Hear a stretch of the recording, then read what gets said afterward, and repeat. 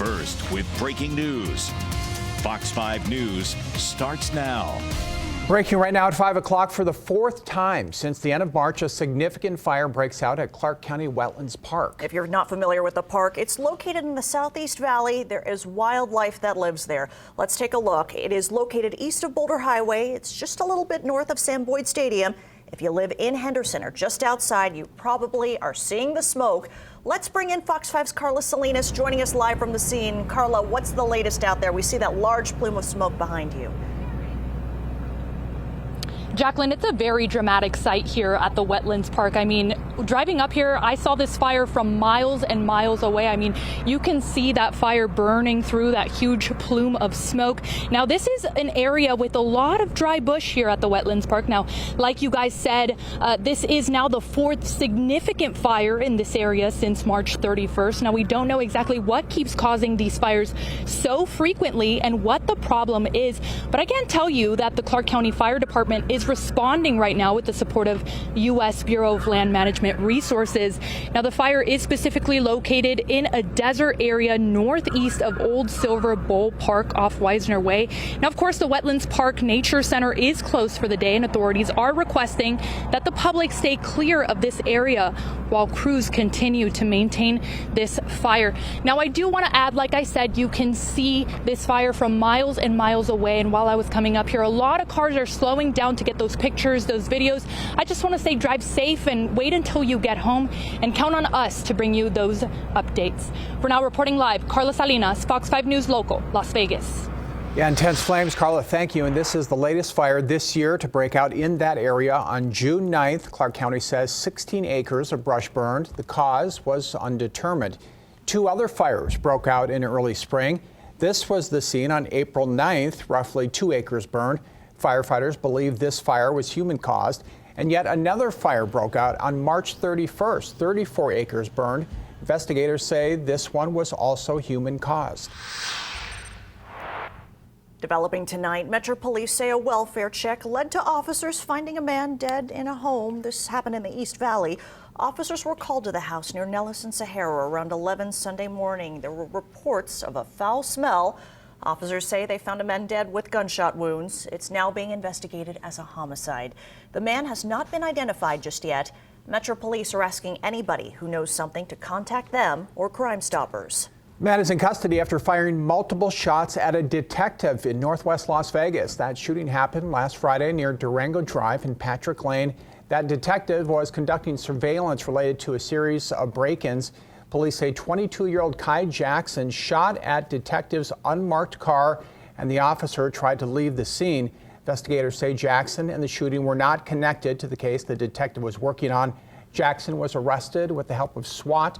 He now faces attempted murder and firearms charges. Our coverage continues into a deadly shooting on the Las Vegas Strip this month. One that allegedly stemmed from a feud between YouTubers. This is the video that's been circulating online. It shows the moments leading up to the shooting outside the Bellagio fountains back on June 9th. This video was from a stream from YouTuber Rodney Finley, known as Finny the Legend. The video shows Finley's wife, Tanisha, confronting Manuel Ruiz, the alleged gunman, just moments before he opened fire and shot and killed both of them. And today, Fox 5 obtained the body cam video from one of the first officers to arrive on the scene after those shots were fired. It captures one of the victim's final moments. Come on, man, come on. Come on, come on, come on, come on. Stay here, brother, stay here, brother. Stay here. Come on, man, come on. Breathe slowly, all right? Later in the video, the officer describes hearing gunshots from across the street and running over to find a man and a woman, both critically injured. The officer tells his colleagues they decided to stay with the victims rather than attempt a foot pursuit. As for Ruiz, take a look at this video from the very next day in Henderson. It shows him turning himself into police. He eventually was transferred to the Clark County Detention Center. That's where he remains in custody without bail. He's due back in court on July 3rd. District Attorney Steve Wolfson says he will consider the death penalty in the case. Metro Police is still asking anyone who might have been on the Strip that night, if you have any video that can help with their investigation, reach out. You can stay anonymous and call Crime Stoppers. The number is right there on your screen. Fox 5 is getting a closer look at how Las Vegas Metro Police arrested 3 men in connection with the weekend officer-involved shooting. It started Sunday morning with a drive-by shooting near Lone Mountain Road and Scott. Officers say they spotted 2 cars of interest and began to tail them. The report shows at one point a car stopped in the middle of Lone Mountain Road, and a short time later officers heard gunfire and saw suspects hop a fence. They say one suspect then took aim at an unmarked police car, fired, and hit the unit several times. They returned fire, critically injuring one person in a suspect vehicle. Tonight, Lazavian Payne, Calvin Richards, and Davion Stone are behind bars facing a variety of felony charges, including attempted murder. Tonight, the Public Utilities Commission of Nevada has unanimously voted to start an investigation into NV Energy. This is all into the overcharging of tens of thousands of customers over the course of more than 2 decades.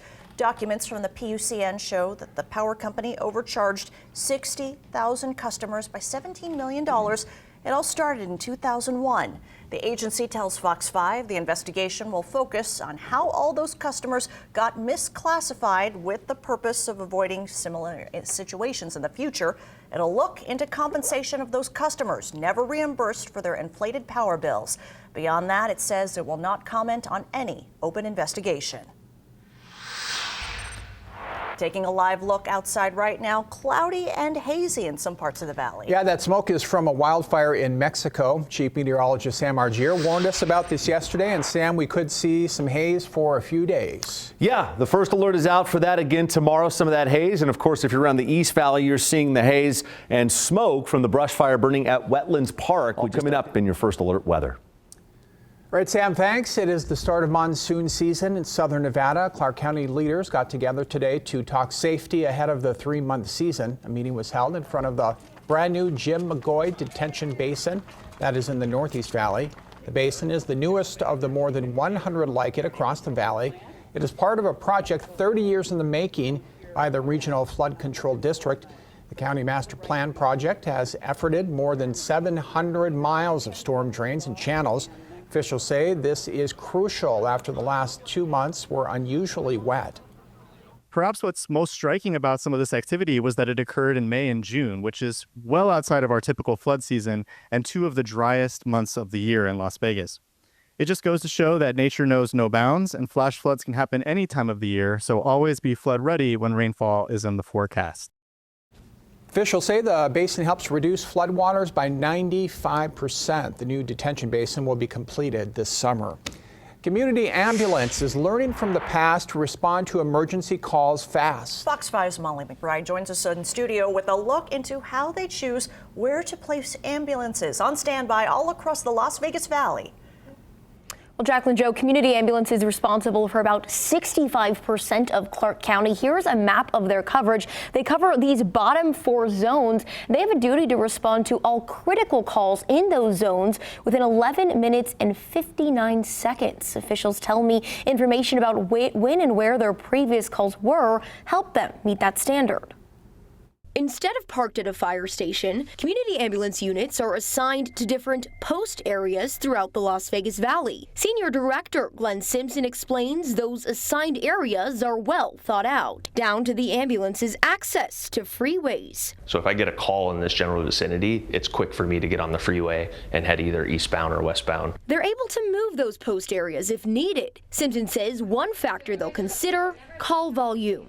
We thought over here was a good spot for a particular post, but then we saw that most of our volume was coming from this area. Well, let's shift that post over there. The dark blue cluster on this map showing where the most amount of calls are coming from. A big hotspot along the strip, shown in these dark patches of blue. The reality is when people come to our city, where do they go? They go to the strip. Okay. So that's where we tend to see the majority of stuff. Simpson says it's not only post areas they're able to adjust, they'll use the call volume shown on this map to help decide when more ambulances are needed on the road, like over the busy summer months and holidays. Simpson says for 4th of July, you can expect to see more ambulances on the valley roadways starting around mid-afternoon. We're going to start adding more resources to get us into those overnight hours where we tend to see a lot more burn injuries or traumatic injuries from fireworks.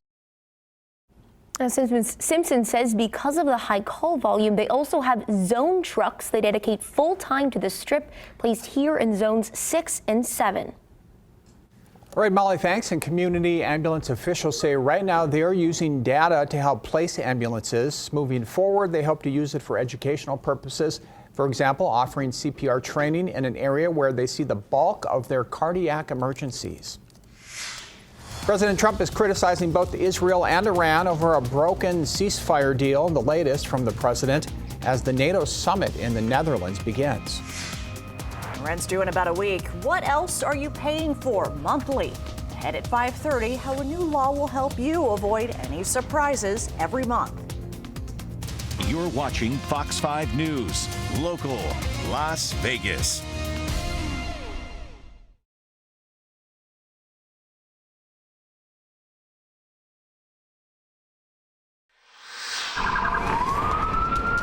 Nearly 100 demonstrators arrested during a protest against immigration policies. We're here to provide a safe environment for people to exercise their First Amendment rights. Only Fox 5 hears from Metro Police about why they deemed last night's protest an unlawful assembly. Hi, I'd like to report gunshots in front of Bellagio on Las Vegas Boulevard. Hear calls to 911 from witnesses to a deadly double shooting on the Strip and why the suspected gunman could face the death penalty. Coyotes are making a home in a Sun City Summerlin community. All at once he made a big howling noise. How they're terrorizing homeowners and dogs and keeping an officer's memory alive. The inspiration for local search and rescue officers. We are local, Las Vegas.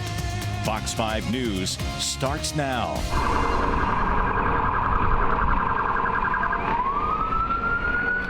Officers took more than 90 adults and 7 juveniles into custody last night. This after an immigration protest in downtown Las Vegas swelled to where Metro ruled it illegal and moved in to shut it down.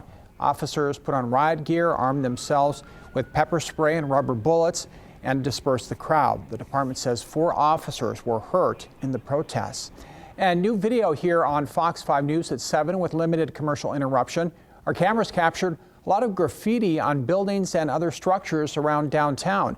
Demonstrators spray painted messages against ICE, President Trump, and even police. Last night's protest was the largest we have seen in the past week. A peaceful demonstration is planned for Saturday, protesting the Trump administration.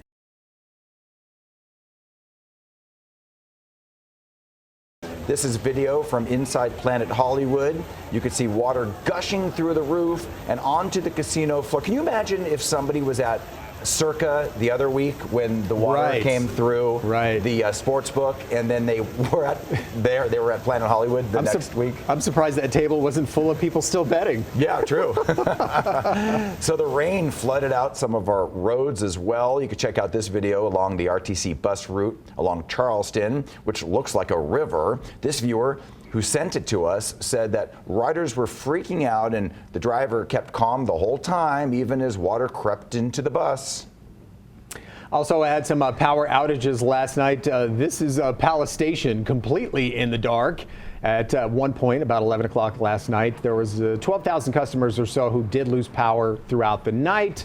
And here's a look at the current outage map. We're down to just a few hundred, so NV Energy's done a good job getting the power back on to most people. But some traffic lights are out as well, as Ken has been telling us, so we'll get more on that as well here in a bit.